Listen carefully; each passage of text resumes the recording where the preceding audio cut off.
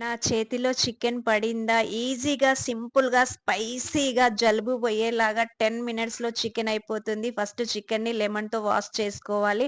2 onions తీసుకొని fry చేసి mixie పట్టి పెట్టుకోవాలి. తర్వాత మనం చికెన్‌లో ఒక హాఫ్ లెమన్ పిండుకొని అల్లం వెల్లుల్లి పేస్ట్, ఉప్పు, కారం, ధనియాల పౌడరు, మిరియాల powder, garam masala powder, soya sauce, red chilli sauce, green chilli sauce add చేసుకొని కొంచెం మంచిగా కలుపుకోవాలి. సరిపడా సాల్ట్, ఉప్పు, కారం ఉంటే సూపర్‌గా ఉంటుంది.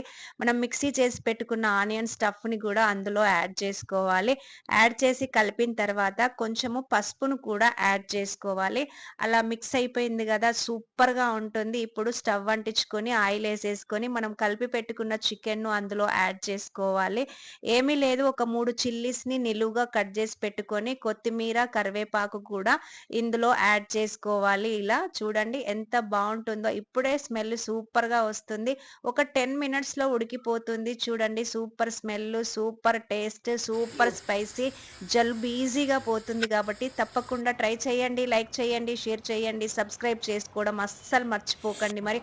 చూడండి